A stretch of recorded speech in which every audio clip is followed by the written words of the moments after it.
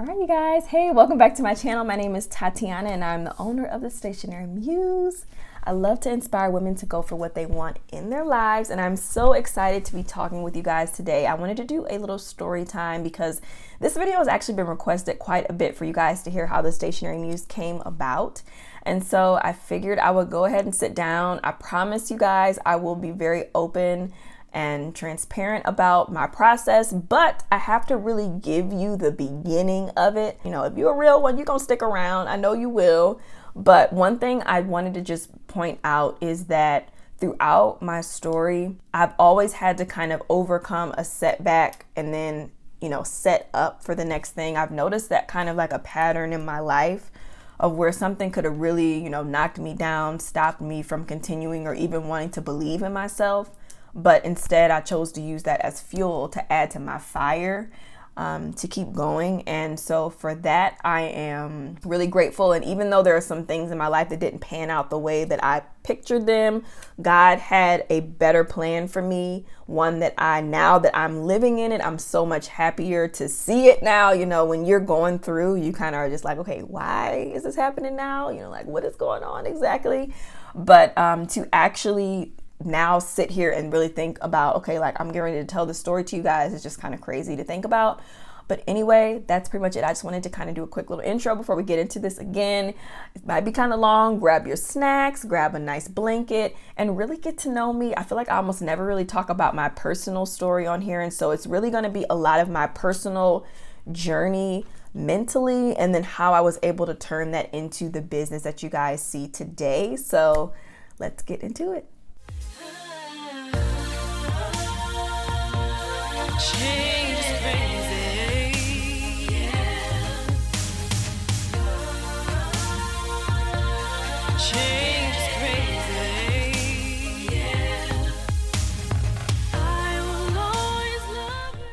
Okay, so I decided to put my microphone on to make sure you guys can hear me okay. It's not really the most visually appealing with my outfit, but it's all good. It's all good. So I think I'm going to start from the beginning and just really quickly touch on my love of music and performing.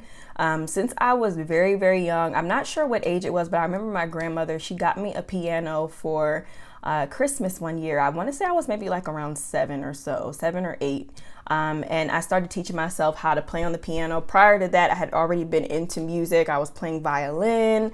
I was in choir and all of those different things. Music was just such a huge part of my life. Very, very huge part. Even still to this day, I love to sing and all of that. But as you'll learn through the story, things have shifted quite a bit. And so as I got older and going into high school, I continued to be in choir and perform. I started on YouTube in 2008, around when it had first launched. You guys can still find that channel on here. It's just my name. Singing since I was like 18 on there, 17, 18. And then I went to college for music. Performance music business was kind of what I started out going for. And I just knew that I was going to be a performer. My goal was always to inspire women through my lyrics. I had so many songs that I had written since I was like 8, and just growing up of my different experiences and things that I had been through and all that stuff, even at a young age.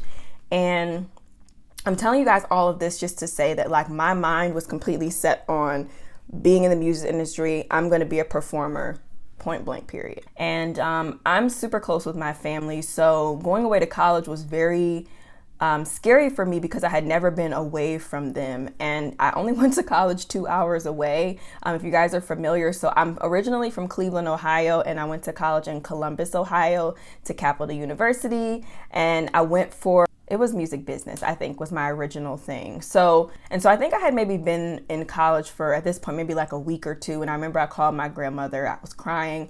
I was ready to go. Me being a self-taught musician, I had did violin like back in like 6th grade or so, but I didn't continue on with it. And so I took like some piano classes here and there, and I did a lot of vocal performance classes. I had like a voice teacher and things like that as I went through high school. But you know how like when you are a teenager and you really know like, oh, I know my stuff, I'm so good at what I do and everything.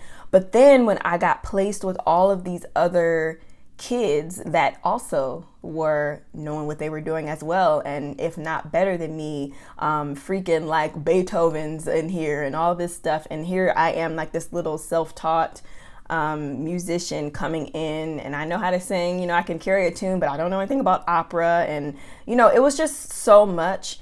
And so I was overwhelmed, and it was honestly the first time I can say that I have felt very like up against the wall with what I had set in line for myself versus what ended up happening. And so I kind of just went in and expected that I was just going to get it and know it. But music theory, music lit, all of those classes, they ended up being some of the hardest classes I had ever been in, that I've ever taken in my life. They were so difficult. And I ended up actually doing pretty bad outside. I mean, I had some other like personal things going on, kind of was with the wrong crowd and stuff my first semester. But I did pretty bad. I ended up getting on probation. And so from there, I had to basically turn it around and all of that. And so that was kind of the start again to me realizing like, okay, life is not as easy as you may have imagined it to be. It's going to be some work, you know, like things like that. And so I really had to pick up the pieces. And when I returned back to school, I completely, you know, flipped around that second half of the year. I got my ish together, and I ended up finishing really strong. I didn't have like straight A's, but I did really well to where I was off of probation. And I was good. I was nowhere near being on it again. And I pretty much stayed that way throughout the rest of the time I was there. But the problem was I was shifting in my original idea of what I wanted to do. And so, you know, I started out wanting to be a singer, but then it started shifting to me wanting to be in the music business. And then I wanted to get into music publishing. And so I started taking some business classes here and there because I had to take electives. And so I started to just kind of have like a more business sense as I would take these classes. I will never forget one of my favorite classes. It was like a consumer behavior class, and it was probably my favorite class that I took because it was just so interesting to just learn about your audience and the target market and how you do certain things to attract them, and just all of those things was so interesting to me. And that was not what I went to school for, so it was just so weird that I had such an interest in it. So slowly I started to really be like, okay, I really want to get into the music business. Like, this is what I want to do. And I started applying for internships, and I applied to a lot of the major industries at the time. So much is different now, but it was like Sony, BMG. I had applied to EMI. Where else did I apply to? Warner, like all of the big music industry groups. And long story short, I did not get any of those internships. I applied to so many. And so this was yet again another opportunity where, you know, I had a lot of expectations going in and I was let down. So, you know, it was a rough moment for me because it just almost started to just seem like, okay, everything that I wanted to do was just not really happening. My YouTube channel was not picking up. I wasn't becoming like this sensation with singing on YouTube. And so I really started to be like, okay, maybe I need to be more realistic about why I'm here in college and really get something that I can fall back on. And so that's when I actually picked up the marketing major as well, because I wanted to make sure that I could really, you know, like graduate with something that I know I could fall back on. But I still wanted to, you know, get into the industry, but it was just really becoming difficult. And so I kind of took a while to explain all that, but I really wanted to give you guys a background on where I came from in order to understand how I got to where I am now. So fast forward, I graduate from college. I did not get into my industry. And in fact, I had such a hard time finding a job out of college. For about 2 years almost, I worked in retail positions. I worked at Best Buy. I worked at Bath and Body Works. I worked at a collection agency for a while. I worked I did cleaning. It was a cleaning company, but they had a contract with the Kohl's in my neighborhood. So I did a lot of stuff, you guys. Like, I will never forget, I was on break. I will never forget this. I was on break and I came back. This was a cleaning job. And I got back in there and they were like calling me on the PA system because I had went on like my lunch. I come back and I'm like, okay, what's going on? Why am I getting called? And basically this older gentleman had came in there, and I guess he couldn't make it to the bathroom because you know how a lot of the stores are all the way in the back, or a lot of the bathrooms are all the way in the back. And I was basically asked to clean up his crap from the entrance of Kohl's all the way to the back, y'all. And that was when I was just like, okay, this is not for me. And on top of the fact that that was probably the most depressing time of my life. I mean, like really depressing. Not to get super duper personal, because this is a little off topic, but a lot of like family stuff had been going on, especially like with my dad, and just a lot of things. And when I moved back home from college, was just another failure to me, as also was having to move back home, not having that job lined up like I dreamed. Just so many things to where like I'm trying to get you guys to understand like my mindset of where I was. And so I ended up going to therapy because I was so depressed. I was so negative on myself, where I had ended up. You know, I was just like, you went to college for nothing. You're living with your parents. You're working in retail. You are cleaning up, you know, like at the time out, you're cleaning. I had like 2 or 3 jobs at the same time, but I still could not afford to pay my student loan payments. It was just a lot of different things going on, and it all took a toll on me. So I was going to therapy, and it really did help a lot, which, you know, if you are ever considering going to therapy, talking to somebody is just so necessary in life. I can't stress it enough. But through that, one of the things we really focused on a lot was why I felt so negative on myself. I felt like I was behind in life because I was comparing my journey of where I was to other people and what I was seeing, whether it was people that I went to college with or people that I went to high school with or whatever, and just seeing where people were in their lives and literally using that to paint a picture for how my life was supposed to be. And not to mention, you know, what I was seeing on social media as well also played a role in that too. So let's fast forward now a couple years later. It's 2014. So I graduated in 2012. Let me kind of give you guys some dates. And then in 2014, at this point, I had still been I was working at both Bath and Body Works, Best Buy, and the collection agency at this point, I believe. I think I did end up having to let Bath and Body Works go because it just like the money just wasn't equaling what I was putting in, and it was just a lot to be working 3 jobs. But so I did that, and then, or I was doing that, and I was also in a really, really bad relationship, and just emotionally abusive. We just were not good for each other. I thank God to this day that didn't work out. And so all of these things happened. I had still been, you know, at home in Cleveland. I hadn't left Ohio. My grandmother had actually moved to North Carolina about maybe like 4 years before that. I remember I was still in college. So yeah, it was maybe about 4 years before that. And out of nowhere, y'all, I wish I could remember the exact moment it happened, but I don't. All of a sudden, I just had this extreme urge that I needed to move to North Carolina with her. I don't know what it was. And it was interesting because she was actually getting ready to come in town for a birthday we were having. While they were there, I was like talking to my mom, and I was like, okay, I'm going to ask them if, you know, like they'll be okay with me moving, like her and my grandfather, if they're going to be okay with me moving in with them. Like, I don't know how it's going to be. They were really excited, and they said it was fine. So I was just like, okay, you know, here we go.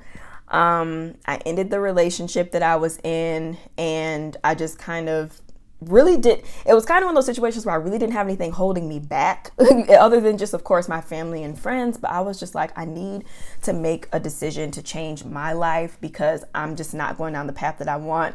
It's unhealthy. The relationship I was in was unhealthy. My mindset was unhealthy. I was just unhappy with my jobs. So, you know, I put in my resignation at my jobs. I packed up my stuff that I had in my room at my home that I grew up in, and me and my mom drove down. We drove down in July. I think it was like July 10th. And I moved.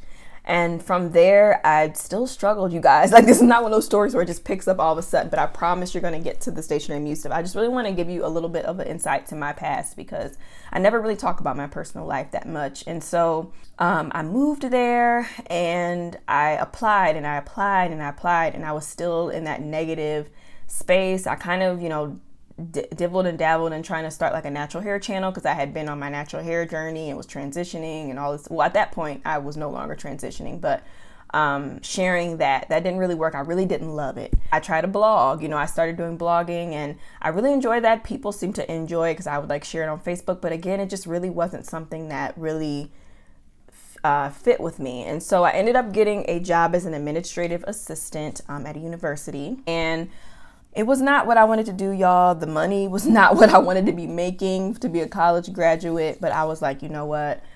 I am the type of person where I can't just not do anything because that will just weigh on me even more. It was cool though. I did get my own office and I thought that was really cool. I felt like it was kind of like my first big girl job. I had an office, I had my computer, and all that stuff. I just didn't necessarily care for being an administrative assistant because that was just never something that I wanted to do. But what was interesting is I always have had an interest in just organization and things like that. And I really felt like those skills really played a role for me in being able to be organized, because as part of that role and a lot of administrative roles, you have to be organized and really be able to just keep up with everything that's going on. So I worked there, and at the same time, I have to definitely know, because this is such a huge moment, I also met my husband through Plenty of Fish, which is an app. I don't know if it's still one or not. I'm pretty sure it is, but I met him through Plenty of Fish, and he was moving back to Charlotte after being in the Marine Corps. He was getting ready to get out, and so he came back to Charlotte, and we started dating, and that went pretty rapidly. That went pretty quick. Like, I mean, honestly, we didn't even date for a whole year before we were engaged. And all of those things were falling into place. So I was so happy. And so I just kind of felt like moving really opened up like this new part of me really getting to know who I was and where I was going. And I started to realize that music was really not the natural fit for some reason. It just wasn't working out. And so I was trying to get more organized. And so I started finding these videos on YouTube. And at the time they were called planner tours. And I watched a ton of planner tours, y'all, of people just like showing their planners. And also this was back in 2015. And I really wanted a new planner. I had just purchased one. I remember I had got a sugar paper planner from Target, and I was using that one. And I started using it, and I was like, okay, I found this community of women that like to plan in paper planners. They use stickers, which I was like, what? Stickers? And they color code, and they make it so fun, and it's so cool, and the women are so bomb. Like, okay, this is where it's at. And so I remember, like, I got so into it, y'all. I was like, okay, if I can decorate my sugar paper planner with stickers and use it consistently for, I think I gave myself like a month or something, I was like, I'm gonna order me one of those planners. And I don't even think that I waited a whole month. I'm pretty sure I had ordered my day designer way before that month was over. The most expensive planner I had ever purchased, but one of my favorite planners to this date. Love me some day designer. And so I ordered that. I ended up ordering, I think it was like the Start Planner. And I also had got the Planner Society subscription box, because I remember it was like a lot of things that I had got like right around the same time. I was getting that every month. On top of the fact, I was getting all the stickers from so many different Etsy shops. And I really was just getting into it. It just kind of like, and I'm sure if you have just joined the planner community, or you remember when you first joined, it becomes an obsession, and you feel like, oh my God, I need that sticker, and I need this, and I need this, and I need that. It like turned into this whole thing. And so before I knew it, I had all of these stickers. I had too many planners to count. I was getting an A5 planning, and that was really where it changed for me. I came across Kiki K, and I really wanted one. And so I remember I ordered one, and I didn't like the inserts that came with it.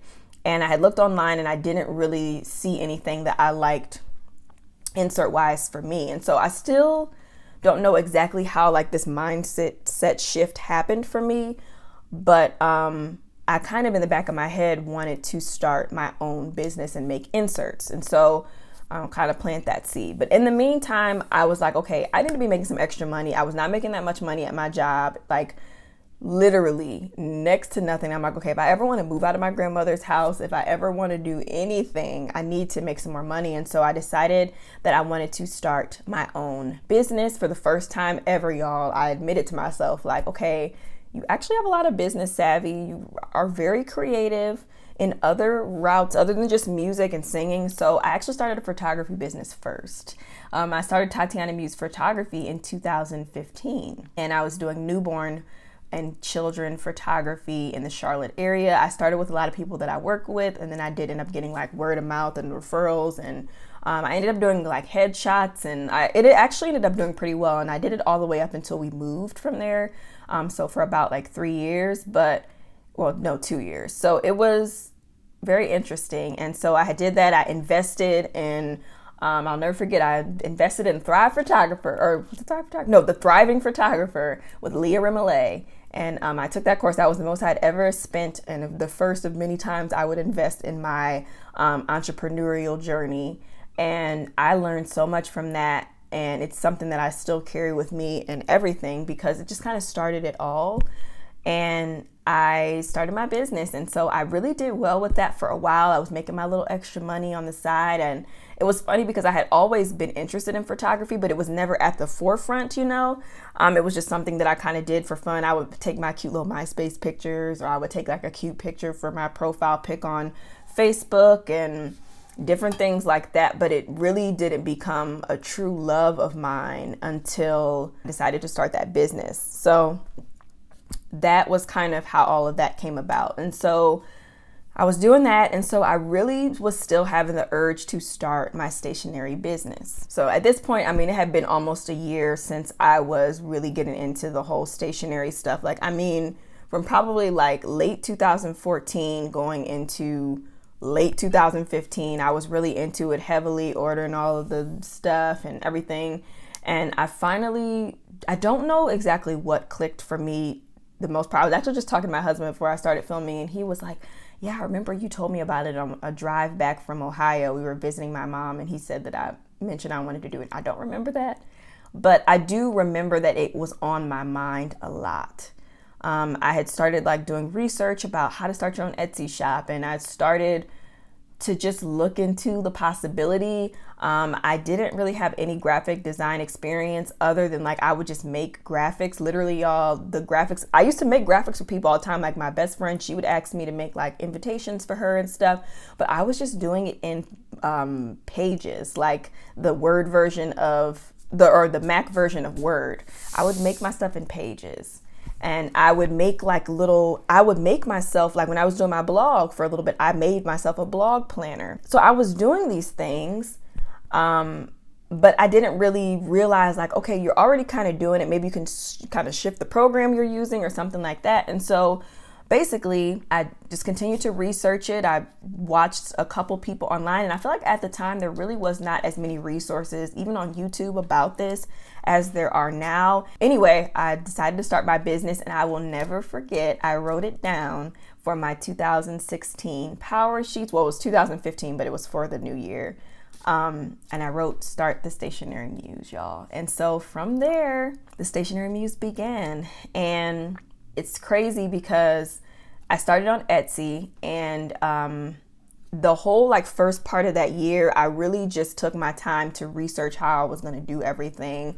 I was using the little bit of money I could scrounge up from my job, y'all, in my photography business, and I was putting it towards whatever I needed to get done. So what was really cool about where I worked at a university. They actually had a printer that was within the university. I talked with the dude that worked there. I remember Barry. Oh my God, it's like funny just thinking about this stuff. And I asked him, and I went in there. This is like the freaking printer at my job, and I was like, hey, would you possibly let me do some personal print jobs? Like, I'm kind of starting a business. I don't really have a lot of money to invest in getting it done like a professional place. I looked into it, and it was just not gonna happen that way, y'all.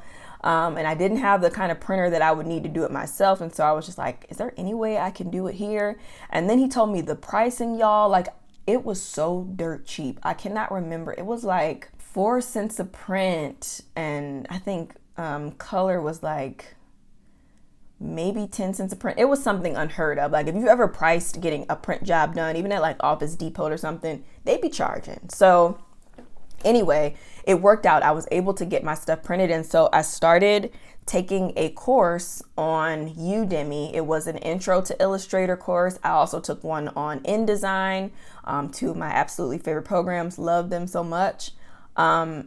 And that was where it all started. I learned how to use the programs. I kind of did like a 101 beginner. I think I maybe watched a few other little things just like on YouTube here and there just to kind of, pick it up. And I really have become a self-taught graphic designer, product designer, document designer, if you want to call it that, just through educating myself and watching and learning and applying it.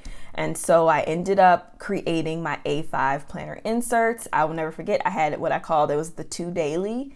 And the 2 daily was basically 2 days on a page of an A5 paper. I went with A5 because that was what I was already purchasing. So I was able to like use the measurements from the paper I had. I invested in an A5 punch that I still have around here somewhere. I think I got it off of Amazon. And I ended up also purchasing my heavy duty cutter that you guys have seen back then, because I was like, okay, I need a way to cut this paper down. That was kind of where it all began. So I would pick up my prints from Barry, the printer guy. There was other people that worked in there, but I just remember him specifically because he was just so nice about it. I would pick them up. I would put them in my little folder, and I would have it like labeled with what everything was on there. It was just literally like in these little colored folders I had from work. And then I would take them home, and then I would cut them down and punch them. And then I would take pictures of them on the weekends, and I just started doing my thing. I pulled out my photography experience that I had, and I took so many pictures of my products, and I would like do cute little setups and mock-ups and things like that. And it just slowly began, y'all. Like, that's kind of where it took off. And it's crazy because, like I said, I just started with A5 planner inserts, and I did that for quite a while on Etsy. And then I ended up adding in other things. Like I had so many inserts too. I had like grocery inserts and to-do list, password trackers, and things like that. And then I started branching out, and I was doing dividers. Then I tried my hand at personal stationery and had a couple of those things. I think a handful of people got that stuff. My inserts actually did pretty decent for me to just be starting out. It was doing pretty well. And yeah, so I did that for about a year or so, just kind of doing like the random products and things like that, not selling no stickers or nothing. It was literally just pretty much the stuff that I mentioned. So it was the inserts and a couple of other random things.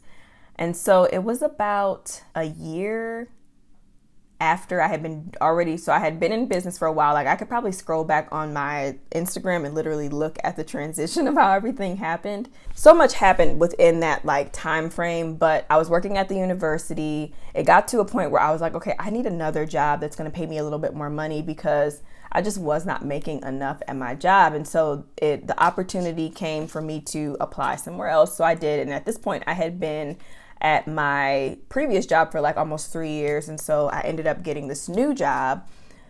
Y'all, the job was terrible. I'm just going to say that. It was bad. It was just basically, it was an administrative assistant, but not even. It was really more so like I don't even know how to say this. They called it an office manager. That was the title, but it felt very servant-like, y'all. I'm not gonna lie. And I think that I talked myself into just going forward with it because I wanted more money. Not really thinking about my happiness or my well-being or anything like that. I was miserable. I cried most days driving to work. Like no lie, like not even being exaggerating right now. I cried most days going to work, and I really just continue to use the income from my business. At this point, I no longer had Barry the printing guy, so I did have to invest in some different things to kind of make it happen. And so then I ended up getting my own laser printer, which is the one that I still have. And then I started just kind of doing all of my printing myself